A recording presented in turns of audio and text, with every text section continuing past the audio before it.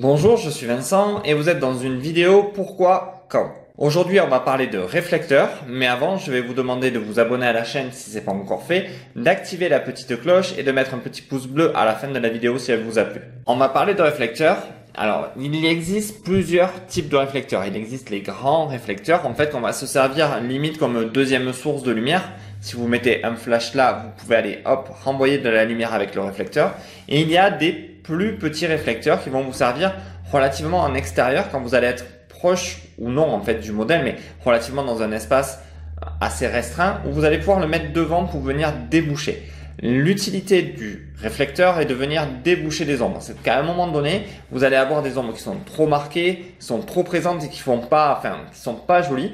Vous allez vous servir du réflecteur soit en dessous, soit sur le côté, soit là où vous voulez pour venir déboucher. Souvent, vous voyez par exemple en extérieur les gens qui ont des réflecteurs à main et ils les mettent relativement sous le modèle. Ça permet en fait d'adoucir les ombres du visage si la lumière est un peu dure et d'avoir en fait toute la partie ombre sous le menton par exemple et sous les yeux qui est adoucie, même sous le nez pardon. Voilà, ça permet d'harmoniser un peu les portraits. Voilà, c'est relativement pratique. On a aussi les grands réflecteurs qu'on va positionner soit sous le modèle, soit sur le côté en studio. Ces réflecteurs-là vont vous servir en fait aussi à déboucher, mais vous allez pouvoir jouer vraiment sur l'espace et sur la taille, même voilà, en prendre qui sont courbés pour venir harmoniser toutes les ombres et avoir, comment dire, un portrait qui est limite sans ombre. Il sera très doux, vraiment très harmonieux, mais il n'y aura quasiment pas d'ombre marquée et ça peut être intéressant. On voit souvent ce genre de réflecteur placé pour tout ce qui est beauté, pour tout ce qui est portrait beauté. Donc voilà, vous avez le choix entre un grand réflecteur qui peut vous servir en fait de deuxième source si vous n'avez qu'un flash. Vous avez aussi le choix avec les petits réflecteurs que vous allez pouvoir positionner en dessous de votre modèle ou sur le côté pour venir déboucher les ombres. Mais gardez bien à l'esprit que le principe d'un réflecteur est de venir déboucher. Vous en avez aussi qui sont de plusieurs couleurs, donc il y en a qui sont interchangeables. Vous en avez qui sont gris, voilà, une couleur relativement froide.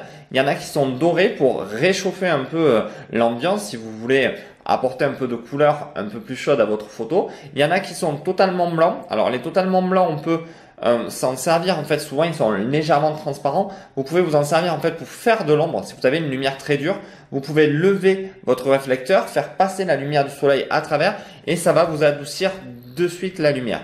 Ou sinon, vous en servez en fait pour renvoyer la lumière. Ça renverra une lumière un peu moins puissante. Ça, c'est à vous de voir sur le cas. Vous trouverez sur tous les sites Amazon ou autres des réflecteurs, voilà, avec plusieurs couleurs interchangeables.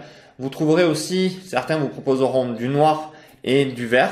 Voilà, le noir va servir simplement de coupe-flux pour empêcher la lumière réellement de revenir. Le vert va vous servir en fait si vous voulez détourer le modèle, ça sera plus facile sur un fond vert. Mais là, bon, moi je suis pas vraiment très adepte de ça.